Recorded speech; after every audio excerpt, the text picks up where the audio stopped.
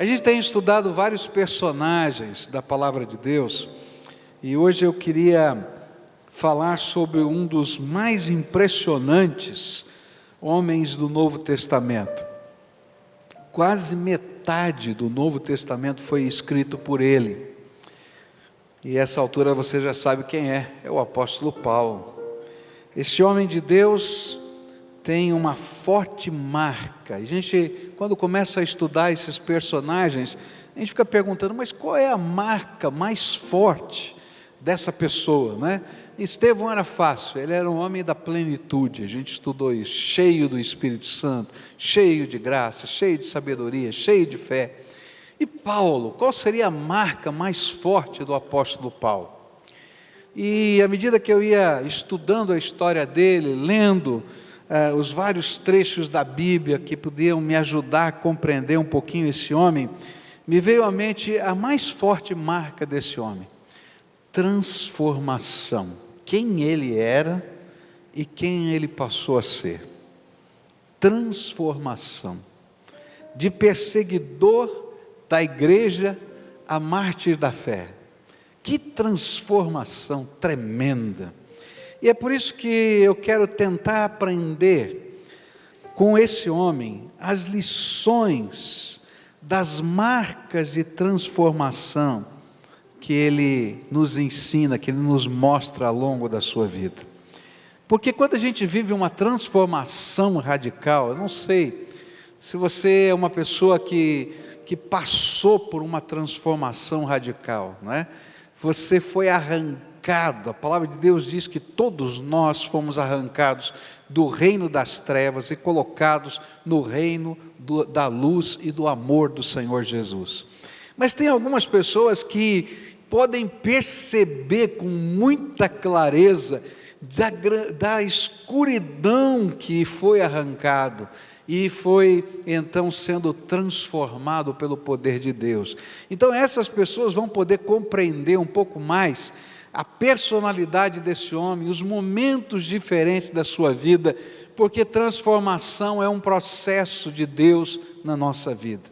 Então quais são as lições de transformação que eu posso tirar da vida do apóstolo Paulo?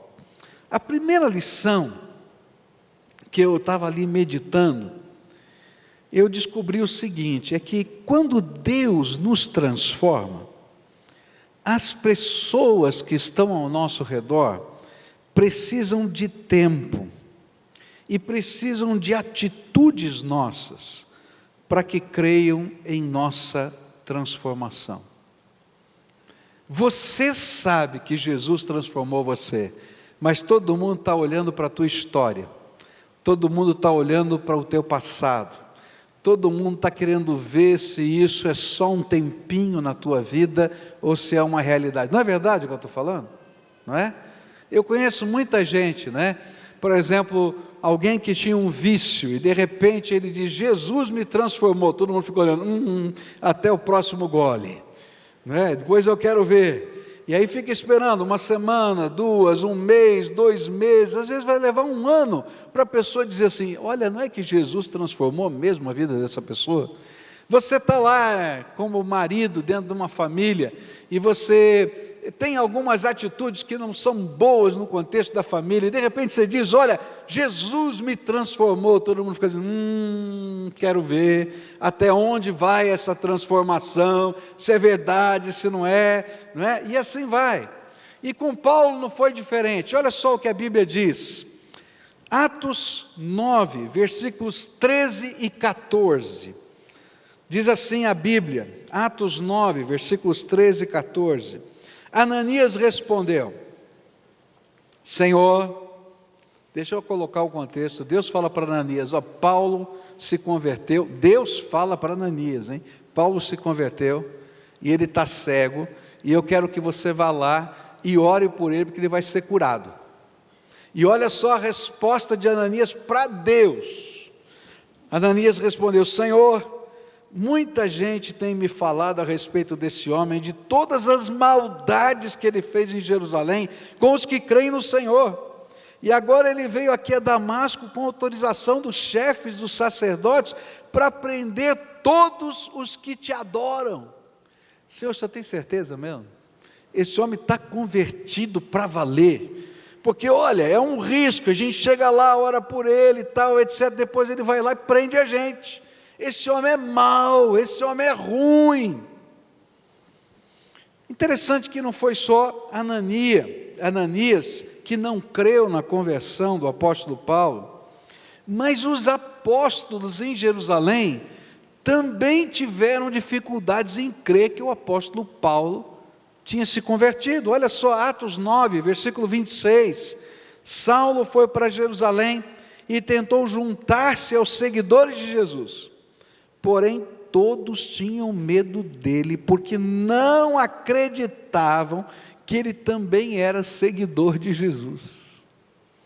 Ora, os maiores pregadores do evangelho daqueles dias diziam: será que esse homem se converteu mesmo? Está entendendo? Assim acontece na minha vida e na sua vida. As pessoas nos veem como éramos, e somos nós que precisamos provar a elas que Jesus realmente transformou a nossa vida. E essa é uma coisa que às vezes machuca o nosso coração. Essa é uma coisa que parece que luta contra a nossa fé. Mas, queridos, faz parte do nosso testemunho cristão. As pessoas têm que um dia dizer: esse foi um ex-isto, ex-aquilo. Mas para dizerem isso, eles têm que ver que já passou essa etapa da sua vida. E não adianta eu criticar a comunidade, criticar a igreja, criticar a família, porque as provas da transformação precisam aparecer no nosso dia a dia. Até a igreja que crê piamente no poder transformador de Jesus, desconfia às vezes. E o pior é que muitos ainda podem sentir aquele cheirinho do farisaísmo que ainda não havia sido retirado do coração de Paulo. Sabe por quê? Quando você se converte, Jesus entra no seu coração, mas a sua vida está passando por um processo. E digamos que você é viciado em falar em palavrão. Você conhece gente viciada em falar em palavrão? Falar palavrão? Ele está convertido e ele é capaz de fazer oração e ainda falar um palavrão. Você conhece gente assim? Tem alguns que estão fazendo assim. Conheço, tá?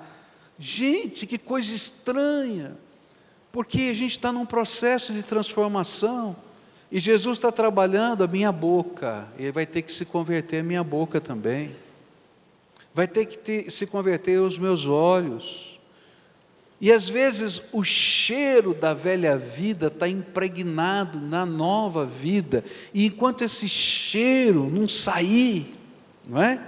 A gente fica dizendo: o que é que aconteceu? Como é que é? Como é que funciona? E esse é um processo de Deus na nossa vida, na minha vida e na sua vida. Aconteceu com o apóstolo Paulo, acontece comigo, acontece com você, e é nessa busca de mudança, é nessa busca de transformação intensa da minha alma, que as pessoas começam a perceber verdadeira mudança, porque o que primeiro muda é o nosso coração, e se o nosso coração muda, os valores vão mudar e as atitudes precisam mudar ao longo do tempo.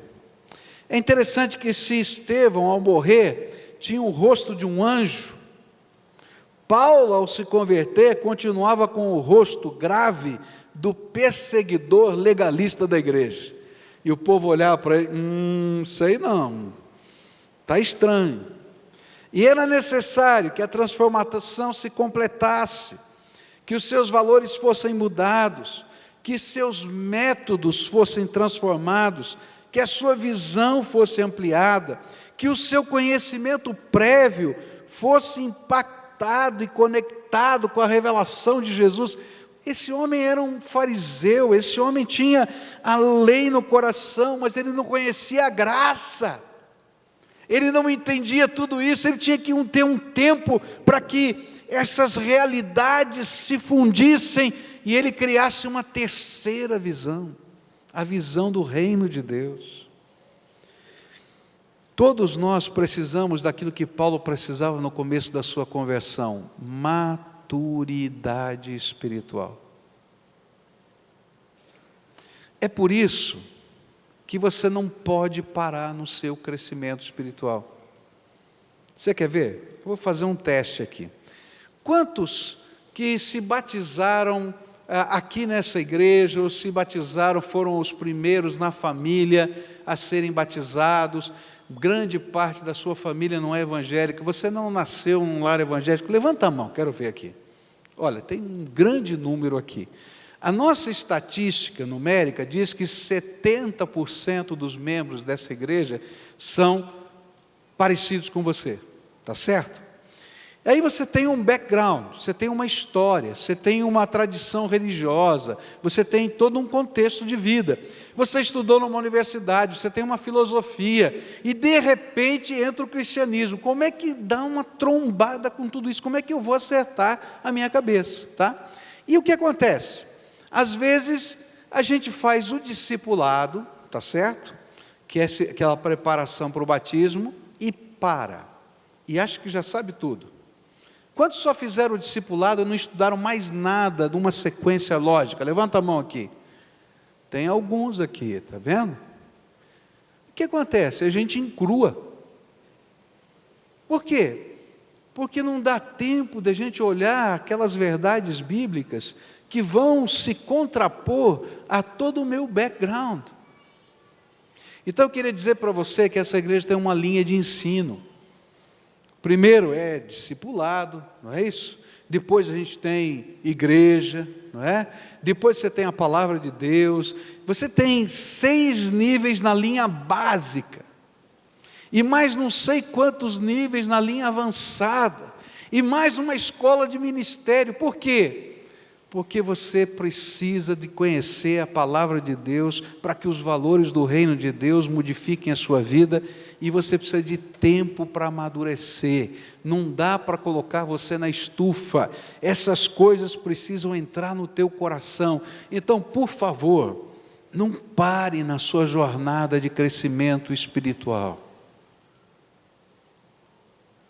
porque essa transformação tem que produzir maturidade espiritual na sua vida. Segunda coisa que a gente vai aprender aqui com o apóstolo Paulo, é que nesse processo de transformação, as nossas maiores virtudes podem se tornar nos nossos maiores defeitos. Se eu olhar para Paulo, eu vou pensar que ele tinha 2 grandes virtudes como homem, como ser humano. Ele era ousado. Todo projeto que era dado por Deus a ele envolvia ousadia. Segunda virtude que esse homem tinha, natural, do seu temperamento, do seu jeito de ser, era foco na missão.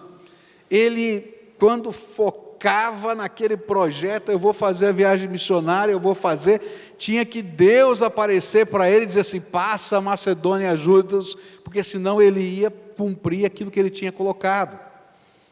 Mas, sem o tempero da graça e do amor de Jesus, a ousadia e o foco na missão se tornaram obstáculos da missão. Olha só a história, Atos 9, versículos 28, 29, 30, 31, dizem assim: estava com eles em Jerusalém, entrando e saindo, pregando ousadamente em nome de Jesus, em nome do Senhor, e falava e discutia com os helenistas, mas eles procuravam tirar-lhe a vida. Ao invés de se converter, eles queriam matar Paulo. Tendo, porém, isto chegado ao conhecimento dos irmãos, levaram-no até Cesareia, e dali enviaram para Tarso, a sua cidade natal. E a igreja, na verdade, tinha paz por toda a Judéia, Galiléia, Samaria, edificando-se e caminhando no temor do Senhor e no conforto do Espírito Santo, e crescia em número. Enquanto Paulo estava pregando, só tinha confusão. Aí os apóstolos falaram: manda o homem embora, meu filho, ele não está maduro ainda para pregar o Evangelho, e ninguém segura esse homem. Aí mandaram ele para casa, para Tarso. E aí Lucas escreve assim: e houve paz em Jerusalém, e gente começou a se converter. Aleluia! Você já viu essa história? Aquele novo convertido que chega em casa, começa a brigar com todo mundo, e quando ele chega na hora do almoço no domingo, todo mundo olha e diz: meu Deus, tenha misericórdia. Você já viu? Eu me lembro de um recém-convertido que veio conversar comigo e disse assim: pastor, eu não consigo mais almoçar com a minha família no domingo. Falei: por quê? Pastor, está reunida a família, começam a comer, e eles botam cerveja na mesa. Não pode, de jeito nenhum. Aí eu virei para ele e falei assim: escuta, se o teu cunhado tomar cerveja, ou se ele não tomar cerveja, você acha que ele vai para o céu ou vai para o inferno? Se ele não tiver Jesus, ele vai para o inferno. Então esquece a cerveja e ensina Jesus para ele.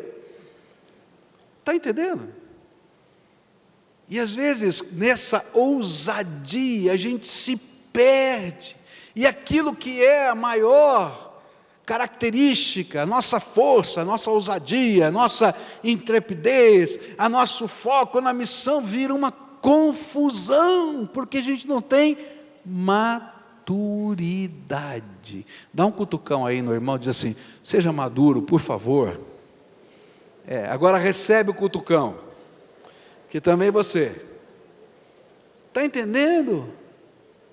E aí quando você sai do encontro de família, o povo diz: aleluia, tem paz nessa casa. Você conhece uns crentes assim? Conhece? Eu conheço alguns, e o pior é que é tudo minha ovelha. É tudo minha ovelha. Gente, as nossas maiores virtudes podem se tornar nos nossos maiores defeitos, se a gente não tiver maturidade espiritual. Maturidade espiritual é sabedoria, que vem da graça, é unção, que é poder do Espírito na vida da gente. E se a gente não tiver isso, as pessoas não vão se converter, ainda que eu tenha uma eloquência tremenda, ainda que eu seja capaz de responder com todos os versículos na ponta da língua, mas me falta sensibilidade, me falta amor. É o fariseu falando e não o homem cheio do Espírito. Por isso, Deus teve que quebrar o farisaísmo de Paulo, antes de poder usá-lo efetivamente na obra. Nossas virtudes, se não forem temperadas pela graça, se tornam defeitos, e viramos tratores, que ao construírem algo, deixam sua marca de destruição por onde passa. Você conhece gente assim? Você dá uma missão, ele vai lá e cumpre, mas o que ele estragou no meio do caminho, nossa, ele diz assim: melhor que ele não tivesse feito nada. E quando saírem, quando essas pessoas saem, a paz volta e o crescimento impedido pelo excesso de ousadia acontece naturalmente.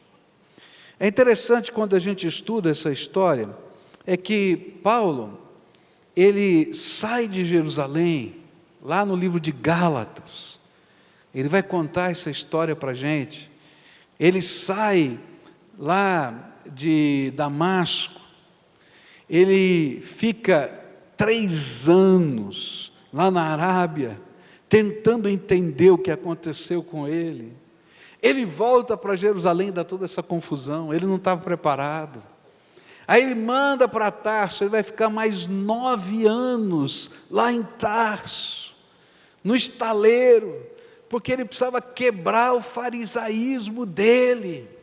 E aí então, Deus vai colocar Barnabé e vai buscar Paulo, e Barnabé, agora que Paulo está um pouco mais humilde, agora que Paulo está um pouco mais lento nas suas posições, Barnabé tem oportunidade de ser um mentor nele, leva lá para Antioquia, esse homem é uma bênção em Antioquia, e dali sai para a primeira viagem missionária, e ele continua sendo uma bênção, mas ele precisou amadurecer espiritualmente. Presta atenção no que eu vou falar. Quanto mais cascadura você está entendendo o que eu estou falando? Mais tempo Deus precisa quebrar você, e não é fácil. Se você é duro, Deus tem que pegar um martelo bem forte e bater, até que você possa ser maleável, para aprender graça. Paulo vai ser o pregador mais veemente a respeito da graça. Olha que transformação, um legalista absoluto, quebrado por Deus, cheio agora do Espírito, ele é transformado em alguém cheio de graça e que crê na graça. Queria colocar mais uma observação na vida do apóstolo Paulo e parar aqui nessa manhã. Nesse tempo todo que eu falei, Deus vai mudar a cabeça de Paulo. É interessante isso, porque Paulo achava que ele era muito bom para convencer as pessoas. E toda a pregação dele, por isso que criava tanta confusão, ele não deixava as pessoas falarem. Quando as pessoas começavam a falar, ele já mudava de versículo, ele ia mostrando, está aqui, está lá, e pá, e ele queria convencer as pessoas de uma coisa boa: Jesus é o Cristo. Mas a Bíblia diz assim: não por força, nem por violência, mas pelo meu Espírito, diz o Senhor dos Exércitos. E aí quando ele volta maduro, depois de ter sido quebrado por Deus, a cabeça dele muda. E olha só o que ele vai escrever em 1 Coríntios 2, versículos de 1 a 5. Meus irmãos, quando fui anunciar a vocês a verdade secreta de Deus, não usei muitas palavras e nem grande sabedoria, nem parece o Paulo falando. Porque quando estive com vocês, resolvi esquecer tudo a não ser Jesus Cristo, e principalmente a sua morte na cruz. Quando visitei vocês, eu estava fraco e tremia de medo. O meu ensinamento e a minha mensagem não foram dados com a linguagem da sabedoria humana, mas com provas firmes do poder do Espírito de Deus. Portanto, a fé que vocês têm não se baseia na sabedoria humana, mas no poder de Deus. Suas primeiras mensagens eram meramente o uso do seu conhecimento teológico. Está lá em Atos 9, versículos 20 a 23. E começou imediatamente a anunciar Jesus nas sinagogas, dizendo: Jesus é o Filho de Deus. Mas as mensagens de Saulo se tornavam cada vez mais poderosas, e as palavras que ele apresentava de que Jesus era o Messias eram tão fortes, que os judeus que moravam em Damasco não sabiam o que dizer. E muitos dias depois, os judeus de Damasco se reuniram e resolveram matá-lo. Como é que ele podia usar tanta sabedoria, tanto conhecimento, e ao invés de produzir conversão, produzia ódio? É porque não era no poder da graça e no poder do Espírito. Que mudança entre 1 Coríntios e Atos 9. A grande descoberta de Paulo foi que não era ele que convenceria as pessoas pela força persuasiva, mas eram as manifestações da presença, do propósito e do poder de Deus que impactariam os corações. E aí as suas viagens missionárias obteriam sucesso, não somente porque ele conhecia todos os argumentos para convencer alguém que Jesus era o Filho de Deus, mas porque o Espírito Santo se manifestava poderosamente no coração das pessoas. E olha só o que vai acontecer em Atos 14, versículo 3. Os apóstolos ficaram muito tempo em Icônio, falando com coragem a respeito do Senhor Jesus, e o Senhor mostrava que a mensagem deles sobre a graça era verdadeira, pois Ele dava a eles o poder de fazer milagres e maravilhas. Atos 15, versículo 12. E então todos os que estavam ali ficaram calados, e escutaram Barnabé e Paulo contarem todos os milagres e maravilhas que Deus tinha feito por meio deles entre os não-judeus. Atos 19, 11, Deus fazia milagres extraordinários por meio de Paulo. E nesta fase da vida, sua estratégia missionária era assim descrita pelo apóstolo Paulo. Romanos 15, versículos 18 em diante. Eu me atreverei a falar somente do que Cristo tem feito por meio de mim, a fim de levar os não-judeus a obedecerem a Deus. Isso tem sido feito por meio de palavras e de ações, pelo poder de sinais e milagres, pelo poder do Espírito de Deus. E assim, viajando desde Jerusalém até a província da Ilíria, tenho anunciado de modo completo o Evangelho a respeito de Cristo. Para não construir sobre alicerces colocados por outros, tenho me esforçado sempre para anunciar o Evangelho nos lugares onde ainda não se falou de Cristo. Como dizem as Escrituras Sagradas, aqueles que nunca ouviram a falar a respeito dele o verão, e os que não tinham ouvido falar sobre ele o entenderão. Queridos, eu creio naquilo que a gente faz nas células. Sabe por quê? Porque Deus não está procurando um especialista em teologia para que alguém se converta. Ele está procurando alguém que conheça o poder da graça na sua vida. Alguém que se deixe transformar um pouquinho todo dia. Alguém humilde o suficiente para chegar num lugar onde tem um monte de gente descrente, tremendo, como Paulo chegava. Mas confiante o suficiente para saber que Deus vai se manifestar naquele lugar. Não porque você tem todos os argumentos, mas porque a presença de Jesus faz diferença na vida das pessoas. E aí, onde a gente estiver, a graça de Deus vai acontecer, milagres vão acontecer, a misericórdia de Deus vai acontecer, a vitória de Deus vai acontecer, e Deus vai usar gente simples. Paulo, o erudito, precisou se tornar em alguém simples para Deus usá-lo. E para mim a grande lição era que Paulo entendeu que ao se tornar pregador do Evangelho, não adiantaria ser apenas o antigo fariseu com um novo discurso. Isso não cola. Ele precisava, primeiro, da visão de Deus, para ir onde o Senhor queria que ele fosse. E aí Atos 16, Atos 18, vão falar de visões. E Deus vai dizer, passa a Macedônia lá e ajuda-nos. Ele vai dizer, fica aqui, fala e não te cales, não é hora de sair dessa cidade. E por causa dessa visão de Deus, Ele está lá. Então, se Deus te der uma missão, querido, fica lá até Deus mandar você sair. Alguns anos atrás, eu passei por uma crise interior, pessoal, ministerial, e aí eu fiz uma oração. Eu falei assim, Deus, não aguento mais ser pastor da PIB de Curitiba. Estou falando sério. Eu quero permissão para ir embora. Vou pegar o meu boné e vou embora. Aí o Espírito Santo me falou assim, se quiser ir, vai, mas vai sozinho, que eu vou ficar aqui. Ele falou, não, assim eu não quero. Então, fica quieto e aguenta. E fica aqui. Estou aqui até hoje.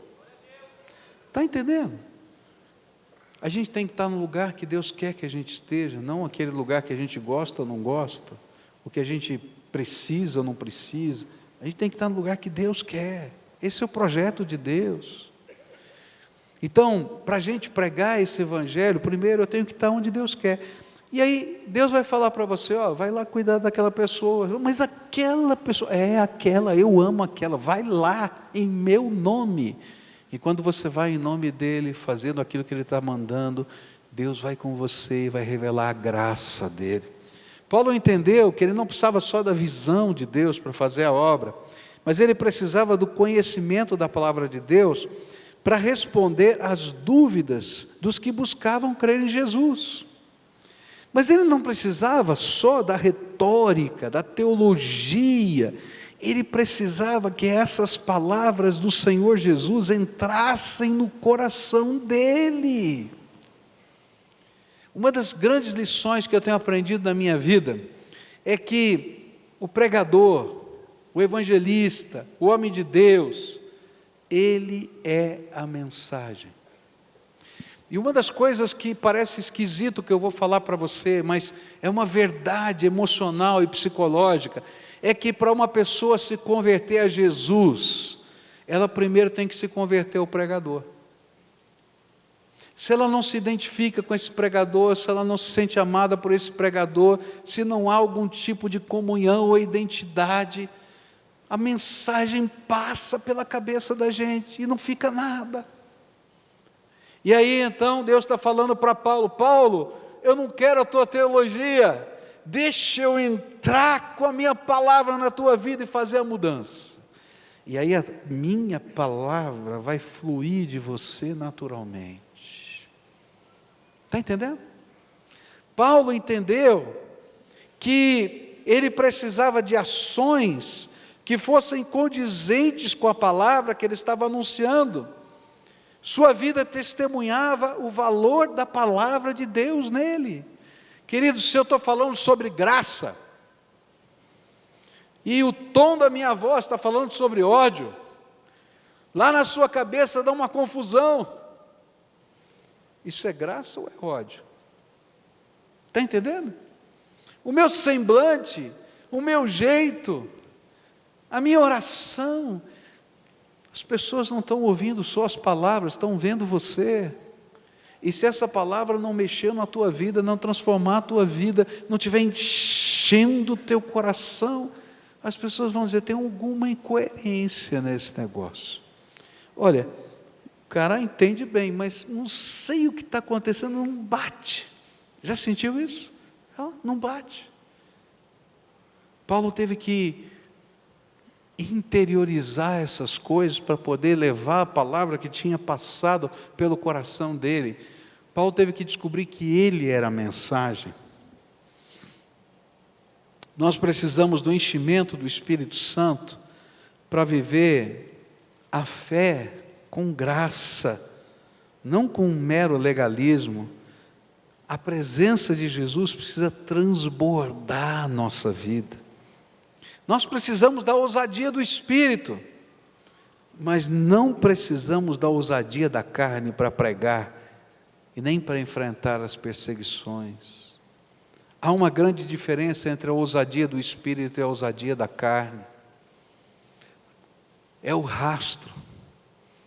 Se quando você está usando a sua ousadia, o rastro é de destruição, você está usando a carne.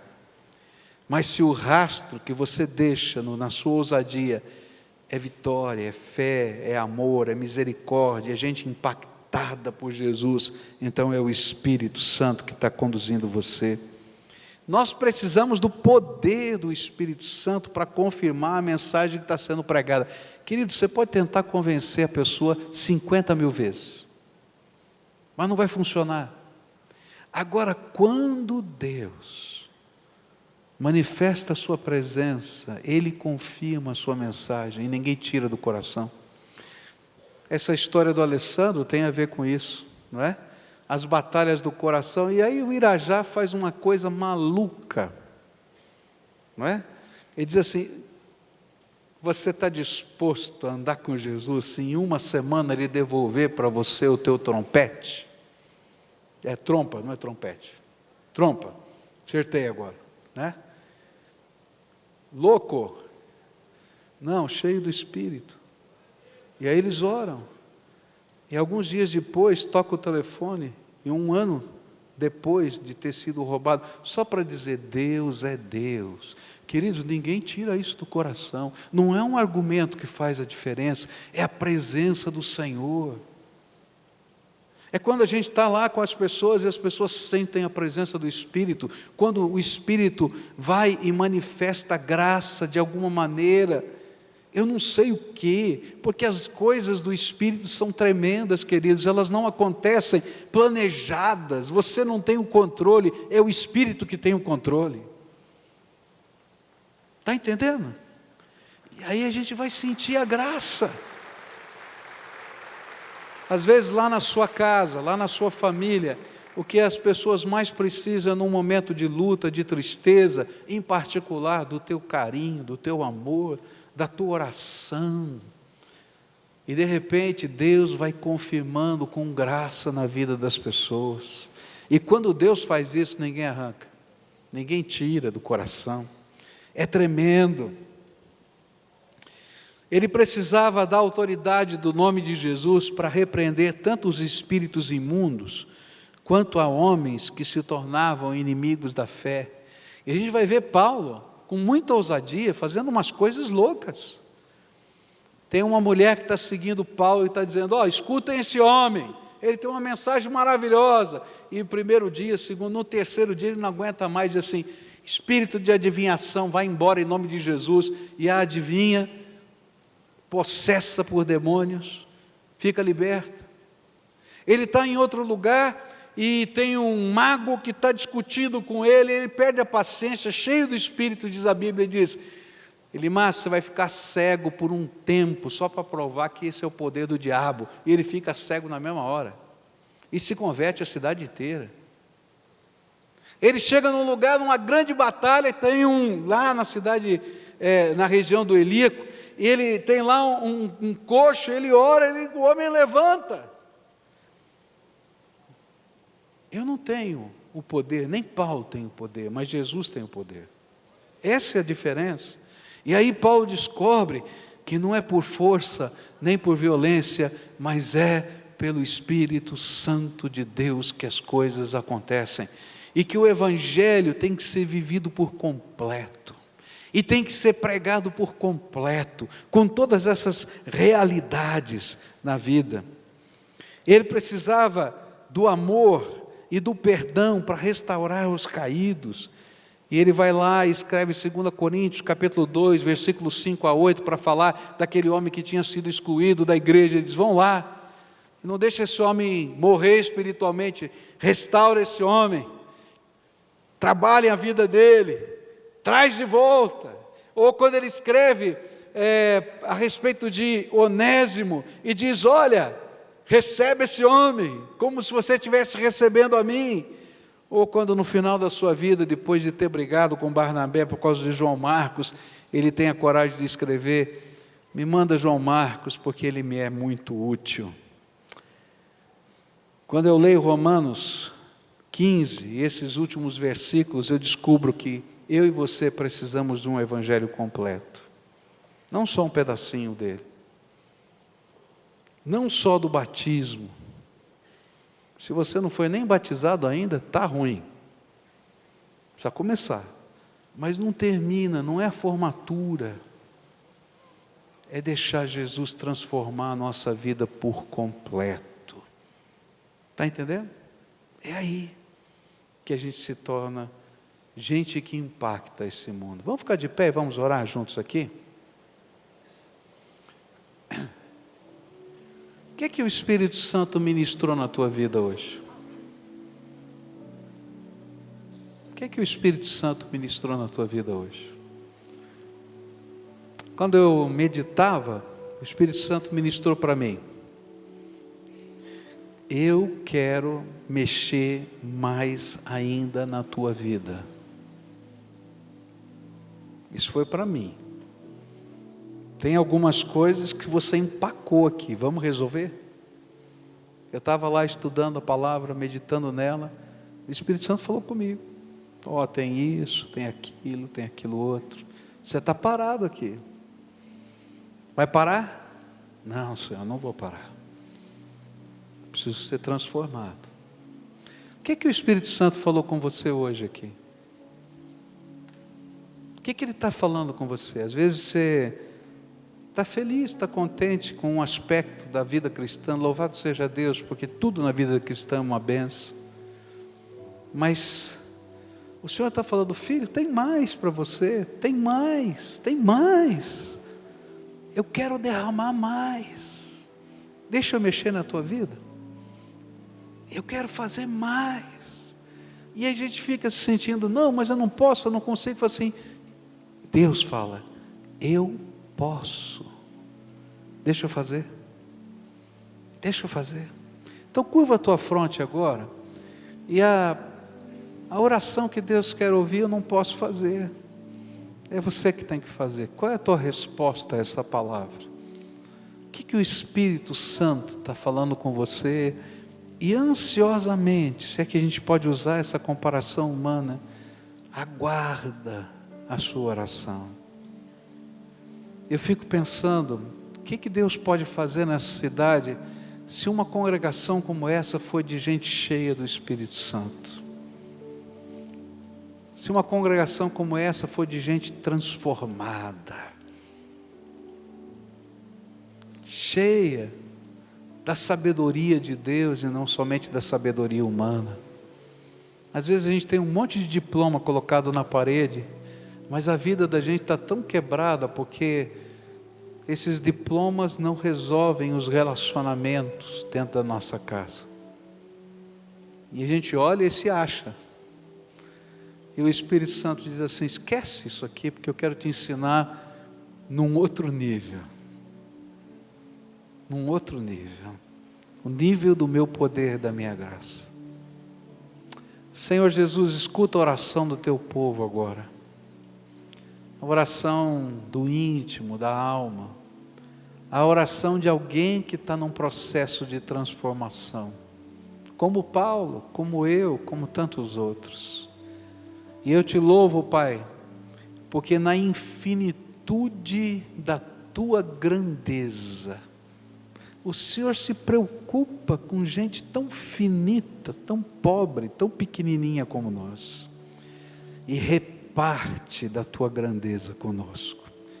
Então, Pai, transformação para mim é me apropriar um pouquinho mais daquilo que o Senhor quer repartir comigo. Me ajuda, Senhor, a dar o próximo passo, a caminhar no próximo dia, nas áreas, Senhor, em que eu parei, que eu estagnei. Sacode-me, Senhor. Nas áreas em que eu endureci, pode bater com força, porque eu não quero ficar assim. Mas na área, Senhor, que eu já estou todo quebrado, tenha misericórdia e me reconstrói pela tua graça. E assim faz, Senhor, com os meus irmãos que estão aqui. Que a graça do Senhor Jesus superabunde no meio das nossas lutas e fraquezas. Escuta, Deus, a nossa oração. É aquilo que oro em nome de Jesus. Amém e amém. Dá a mão para quem está perto de você. Vamos terminar esse culto juntos aqui. Fecha o corredor, tá? Gente transformada. Gente transformada. A obra de Deus de transformação não acabou aí com você. Tem mais. Não se conforma não. Eu quero mais. Você quer mais? Eu quero mais. Você quer mais? Quer mais? Então adora o Senhor e vai dizendo isso para Ele. Eu quero mais. É tua graça que liberta, é tua graça que me cura, é tua graça que sustenta minha vida. Por teu sangue tenho acesso à tua graça preciosa. Te louvo, te amo, Jesus. É tua graça que liberta, é tua graça que liberta, é tua graça que me cura, é tua graça graça que sustenta minha vida. Por teu sangue tenho acesso à tua graça preciosa. Te louvo, te amo, Jesus.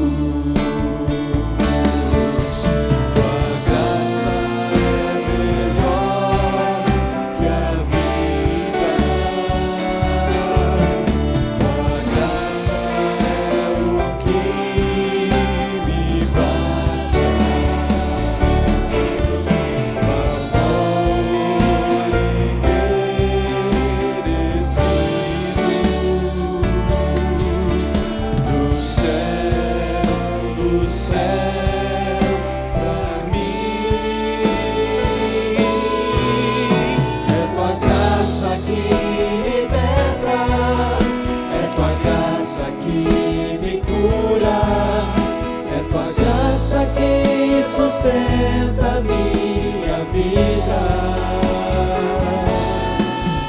Por teu sangue tenho acesso à tua graça preciosa. Te louvo, te amo, Jesus. Te louvo, te louvo, te amo, Jesus.